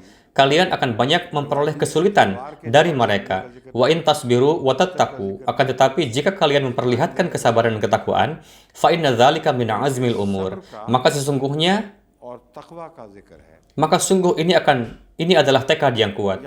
Berlawanan dengan kesedihan emosional dan rohani ini, tidak disebutkan penyerangan dengan pedang, pembunuhan atau balas dendam, melainkan dalam menghadapi kesulitan, diperintahkan untuk memperlihatkan kesabaran dan ketakwaan. Alasan tidak disebutkannya serangan balik di sini adalah karena ini adalah perkara yang telah dibahas secara terpisah dalam ayat lain dalam Al-Quran, di mana dikatakan, Jadilhum billati hiya ahsan. yakni bahwa ketika kalian berhadapan dengan mereka, hadapilah mereka dengan hikmah dan dengan nasihat baik.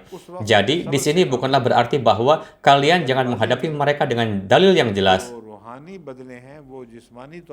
Allah Ta'ala berfirman bahwa akan ada masa di mana tampaknya kalian tidak akan memiliki kekuatan untuk menghadapi penentang kalian. Kalian akan mendengarkan orang lain, akan tetapi tidak akan ada yang memberi jawaban di antara kalian. Pada saat itu, kalian hendaknya memperlihatkan kesabaran dan janganlah mencoba untuk tergesa-gesa membalas dendam secara jasmani. Praktis, inilah apa yang terjadi saat ini. Orang-orang berbicara mengenai hal ini, akhir-akhir ini, bahwa seorang anak 14 tahun beragama Kristen telah diberikan pemahaman untuk melakukan fitnah terhadap Rasulullah atau untuk mencela Islam, dan pengadilan telah menjatuhinya hukuman gantung. बल्कि अहले किताब के उस बोझ Terjadi banyak keributan di dunia tentang hal ini. Ketika hal ini juga terjadi terhadap orang-orang Ahmadi, dunia tetap diam. Hal ini menunjukkan bahwa kekacauan itu bukan terjadi karena kecintaan terhadap keadilan, melainkan ini adalah hasil kebencian para ahlul kitab terhadap Quran dan Islam. Dan kekejaman umat Islam ini bahwa sembari menentang secara sempurna perintah Al-Quran, mereka memberikan bantuan kepada umat non-Islam. Al-Quran berfirman bahwa kalian akan diberikan beban rasa sakit. Pada saat itu perlihatkanlah kesabaran dan ketakwaan. Namun orang-orang ini telah membuat firman dan menyematkannya kepada Al-Quran bahwa meskipun jika dibuat suatu kesaksian terhadap seorang anak, maka itu juga kesaksian orang-orang yang berasal dari kaum pendusta. Kesaksian mereka tidak bernilai yang didasarkan pada perselisihan agama, dan meskipun jika ada, sebagai contoh, tidak satupun Al-Quran mengatakan hal ini sebagai suatu solusi. Tidak ada Al-Quran menyatakan Al-Quran telah memberikan manusia untuk hak untuk menghukum seseorang yang mencela Allah, Rasulnya, atau mencela Al-Quran. के लिए इस मौके पर Dimanapun itu disebutkan, Allah menyebutkan bahwa ini hanyalah haknya untuk berurusan dengan orang tersebut dengan cara yang dia anggap tepat. Dalam hal tersebut, jika umat Islam tidak mampu mengadakan dialog dengan cara yang tepat, bertolak belakang dengan para Ahmadi yang selalu sibuk melakukan dialog positif di seluruh dunia dengan karunia-Nya. Tidak ada cara lain bagi mereka selain memperlihatkan kesabaran dan ketakwaan. Ketika mereka gagal mengikuti hal ini, mereka hanya akan merugikan diri mereka sendiri, dan ini persis apa yang terjadi saat ini. Islam dicela di seluruh dunia, dan orang-orang menyerang Islam secara terbuka. Pada ulama mereka yang ada di TV, mereka tanpa putus asa dan pantang menyerah menjadi sarana untuk mencela Islam. Mereka secara keliru berkata bahwa अगर कोई inilah yang Islam perintahkan, lalu memberikan contoh Amerika. Mereka berkata bukanlah hukuman mati itu adalah hukuman untuk pemerkosaan. ये हो जाए Ketika dikatakan kepada mereka bahwa kematian itu bukanlah hukuman, mereka lalu lebih jauh berkata bahwa hukuman mati diberikan sebagai hukuman atas kasus kriminal tertentu. Kalian bisa melihatnya sendiri. Mereka kemudian lebih lanjut berkata bahwa jika seseorang mencela Rasulullah atau mencela Islam, maka agama kami memerintahkan untuk memberikan orang tersebut hukuman mati. Jika orang mulai melakukan ini, lalu apa definisi tadi? ये गुस्ताखी है कि नहीं Penyerangan yang dapat diberikan hukuman, perselisihan atau pertikaian yang dianggap sebagai perselisihan yang besar, akankah mereka termasuk dalam definisi penyerangan yang dapat dikenai hukuman itu? और इस बात पर Menjadikan seorang manusia biasa sebagai anak Tuhan yang Al-Quran katakan sebagai dosa besar, ini adalah dosa besar, seolah-olah seluruh mereka menjadi terkoyak. है दिल में और Akankah serangan seperti ini dapat dikenai hukuman atau tidak? Akankah keyakinan para penyembah berhala dapat dihukum atau tidak? Semua penganut agama tersebut menganggap Rasulullah sebagai pendusta dari segi ajaran mereka, dan yang tanpa henti melakukan itu. Apakah ini termasuk serangan yang dapat dikenai hukuman? Jika ini adalah serangan yang dapat dikenai hukuman, maka ambillah pedang dan bunuhlah setiap orang di dunia ini. तार बन जाती है Jika kalian fikir kalian adil dan mulia, dan jika kalian fikir kalian memiliki rasa hormat terhadap agama, maka jangan hanya melihat pada kaum minoritas dan berikan fatwa kepada mereka yang di pengadilan berdasarkan kesaksian acak. Jika kalian benar dalam pendakwaan kalian bahwa Al-Quran menyatakan orang-orang yang mencela Al-Quran ini harus dibunuh, maka seluruh dunia akan menjadi tersangka. Sebelum adanya orang-orang yang mengingkari Tuhan ini, yang menyematkan kedustaan kepadanya, yang menganggap को मुतनब्बे किया था तुम seorang manusia biasa sebagai Tuhan, yang menganggap seorang manusia biasa sebagai Tuhan, yang menyekutukan Tuhan, dan yang meyakini sebagaimana ajaran agama mereka bahwa Rasulullah na'udzubillah adalah pendusta. Apakah mereka tidak menganggap hal ini memalukan? Ini adalah masa kebodohan yang aneh. Dan terlepas dari hal itu, mereka harus membuat aturan dan regulasi mereka. Al-Quran dengan sangat jelas memperingatkan umat Islam bahwa kalian adalah mendengar Kalian akan mendengar hal-hal yang menyakitkan seperti ini, dan di masa ini, jika ada sebuah buku yang ditulis untuk merugikan atau memperolok Islam, maka buku itu telah ditulis baik oleh orang Kristen ataupun Hindu. Orang Hindu di masa ini sama fitratnya dengan penyembah berhala Mekah. Dengan kata lain, bentuk syirik yang orang-orang Mekah lakukan adalah sama dengan syirik yang dilakukan oleh orang Hindu sekarang. Jadi, nubuatan Al-Quran ini ini juga merupakan suatu mukjizat bahwa ini akan terjadi di masa mendatang. Kalian akan mendengar hal-hal yang menyakitkan hati dari para ahli kitab, dan untuk menjawabnya, hendaknya kalian memperlihatkan kesabaran dan ketakwaan. Terkait dengan mufasir sebelumnya, mereka telah membahas kata idza yang berarti kesedihan atau rasa sakit yang mungkin akan ditimpakan terhadap tubuh baik di dunia ini ataupun di akhirat. Dalam kedua hal tersebut, kata adza mencakup makna ditimpakan dengan kesakitan jasmani dan rohani. Al-Quran juga telah merujuk kepada pemberian sedekah, lalu menyebut-nyebutnya sebagai adza. Kemudian, la tubtilu sadaqatikum bil manni wal adza. Janganlah menyebut-nyebut pemberian kalian wal adza yang menyebabkannya menjadi sia-sia dengan cara membuatnya terlihat seperti kalian telah memberikan pertolongan yang sangat besar kepada mereka atau dengan memandang rendah mereka. Walladzina yu'dzuna Rasulullah. Para mufasir juga telah menyebutkan ayat ini berkaitan dengan mereka yang menyebabkan kesedihan terhadap Rasulullah atau yang memfitnah beliau. Rasulullah berbicara mengenai hal ini dengan cara demikian, yakni orang-orang yang tidak menghormati para utusan Allah sedemikian rupa sehingga Rasulullah masih merasa sedih meskipun sudah bersabar dan tabah. Apa yang akan terjadi terhadap mereka? Lahum azabun alim. Mereka akan mendapatkan azab yang pedih dari Allah. Hanyalah Allah yang akan memberikan mereka azab yang pedih. Tiada Allah berfirman bahwa kalian hendaknya mencabut pedang dan membunuh orang-orang. Ada banyak contoh kata azab yang telah diberikan, akan tetapi tidak perlu untuk disampaikan semuanya.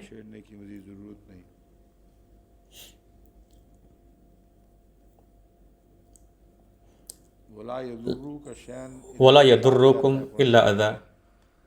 Juga disebutkan dalam Al-Quran bahwa, wahai Rasulullah, mereka tidak akan mampu menyebabkan kerugian terhadap kalian.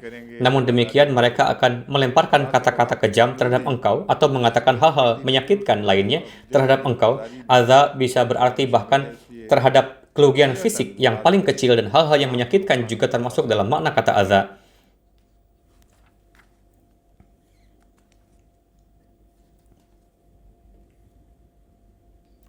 Jadi, di sini kata itu utamanya bermakna bahwa mereka tidak akan mampu merugikan Islam. Dan berkenaan dengan kata azmil umur, disebutkan bahwa kalimat ini mengacu pada tekad yang kuat.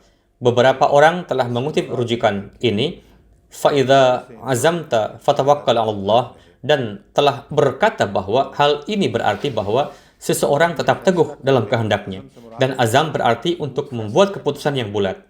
Alasan kenapa hal ini memiliki arti tetap teguh dan tegar adalah karena Allah berfirman, فَإِذَا عَزَمْتَ فَتَوَكَّلْ عَلَى اللَّهِ. Wahai utusan Allah, ketika engkau membuat keputusan setelah meminta nasihat, maka tetap teguhlah terhadap hal itu karena engkau bergantung kepada Allah dan bertawakal terhadap Allah. Butuh agar kalian tidak berpaling dari keputusan itu dan tidak tersandung.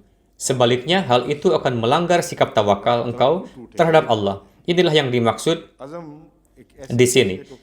Jadi, kata azam mengacu kepada keputusan yang seseorang telah pegang teguh. Kita juga mendapati kata azam dalam uqdatan nikah, la ta'zimu uqdatan nikah. Hal ini berkaitan dengan pernikahan. Jadi, rencana yang telah difikirkan matang atau rencana yang seseorang fikirkan juga dimaksud dengan sebagai azam. Azimat juga dimaksudkan sebagai jenis jimat.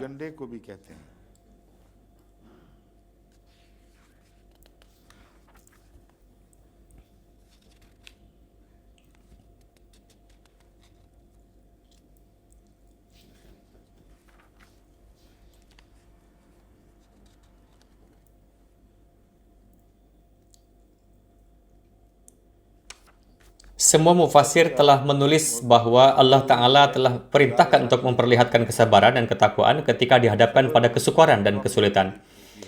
Kita mendapati beberapa kasus luar biasa di mana orang-orang telah dihukum karena penentangan mereka dan pengingkaran terhadap janji mereka. Mereka tidak dihukum karena Rasulullah terluka atau sebagainya. melainkan mereka dihukum karena memberikan kerugian terhadap dunia Islam. Sebagai contoh, ada kejadian Ka'ab bin Ashraf. Ia biasa menghasut suku-suku bangsa Arab melalui puisi-puisinya dan melalui konspirasi lainnya sehingga mereka bisa menyerang umat Islam meskipun mereka berada dalam suatu perjanjian dengan Rasulullah. Mereka dibuang kecuali dengan beberapa syarat dan salah satunya adalah bahwa mereka tidak menjadi bagian konspirasi terhadap Islam. Jadi ketika ada banyak faktor pendorong yang saling bekerja sama, pada saat tersebut para ulama terkadang hanya menyebutkan satu faktor dan kemudian menyematkan hasil akhirnya pada faktor lain. Dalam hal ini, mereka akan berkata bahwa alasan orang-orang ini dihukum adalah karena mereka bersikap kurang ajar. Jika ini masalahnya, lalu kenapa tidak setiap orang yang bersikap kurang ajar itu dihukum? Mereka yang biasa mencela Rasulullah di setiap tempat di Madinah dan yang juga disebutkan dalam Al-Quran bahwa mereka selalu akan menimbulkan konspirasi dan akan menyebabkan kesedihan terhadap Rasulullah. Ia mengenal ini dan tahu hal ini juga ketika diminta kepada mereka untuk meminta maaf kepada Rasulullah atau beristighfar, mereka hanya menggelengkan kepala. Mereka adalah orang-orang terkemuka. Kenapa mereka tidak dibunuh? Dengan demikian, akal sehat menuntut seseorang untuk hanya menghubungkan hal ini terhadap Rasulullah yang dapat terbukti benar berdasarkan karakternya dan tidak dinafikan oleh watak umum beliau. Jadi penjelasan ini penting karena di beberapa tempat, berbagai mufasir telah mengajukan pertanyaan mengenai Ka'ab bin Ashraf, akan tetapi kesimpulan mereka adalah bahwa beliau selalu menekankan untuk memperlihatkan kesabaran.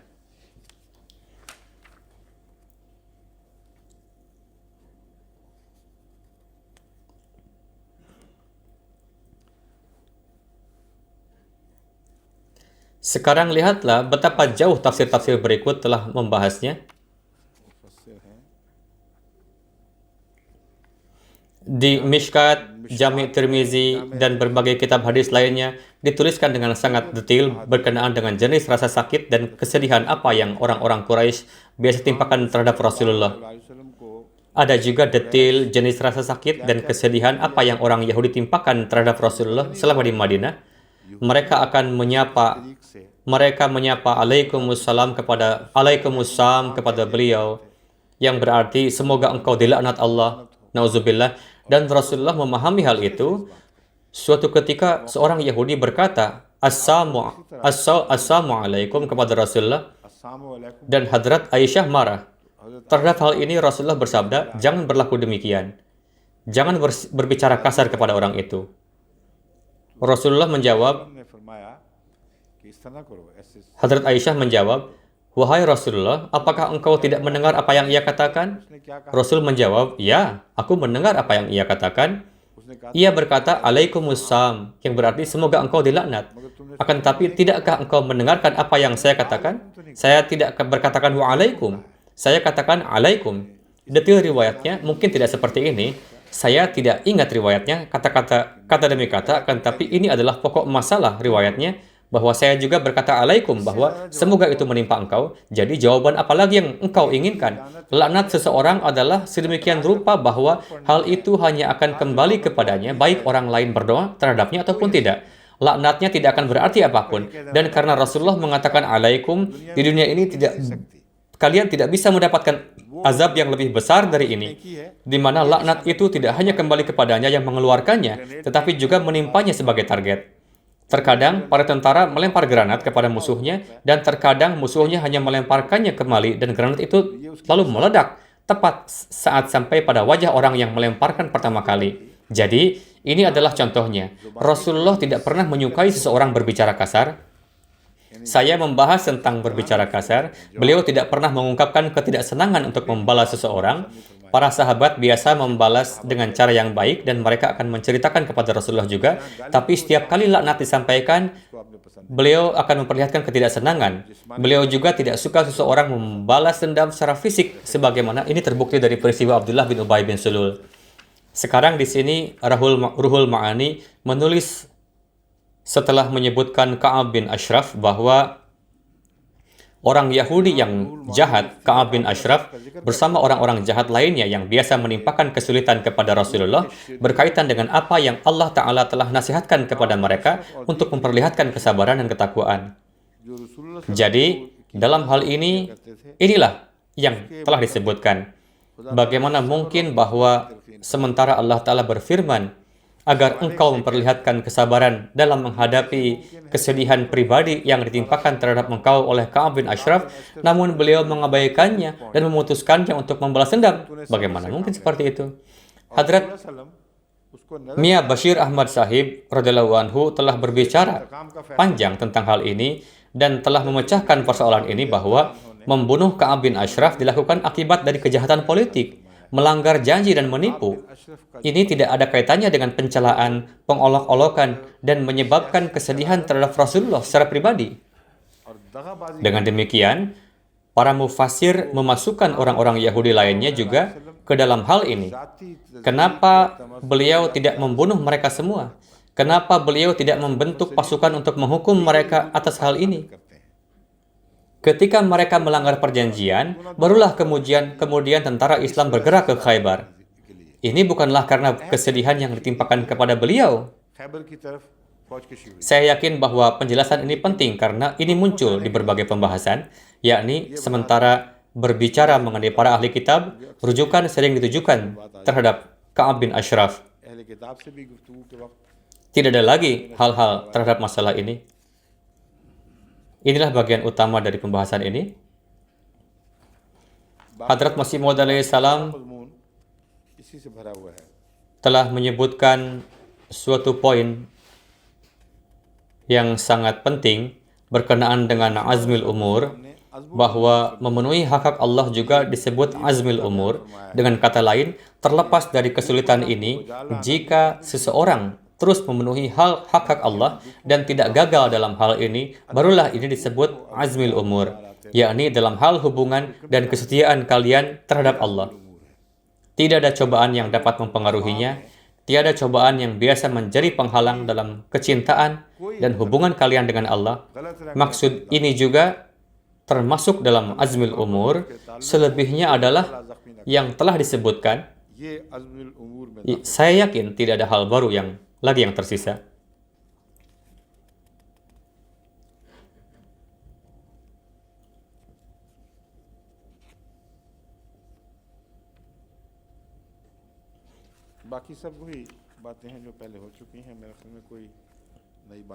Dan hari ini setelah sekian lama seseorang telah mengangkat tangannya. Jaswal Sahib telah mengingatkan saya mengenai waktu. Saya rasa sebenarnya kita punya waktu, namun kemudian harus mengorbankan program lainnya yang mungkin telah dimasukkan sebelumnya. Akan tetapi hal paling sulit adalah bahwa di beberapa tempat di Pakistan, contohnya, waktu berbuka datang cepat, dan terkadang jika kita terus melanjutkan daras, waktu salat maghrib sampai di saat-saat terakhir, atau sebelumnya, apa yang biasanya terjadi adalah bahwa saat-saat akhir itu pun lewat. Oleh karena itu, akan menjadi tepat untuk mengakhiri daras dalam waktu 10-15 menit sebelum jam 1. Jadi sekarang saya mohon pamit. Assalamualaikum warahmatullahi wabarakatuh.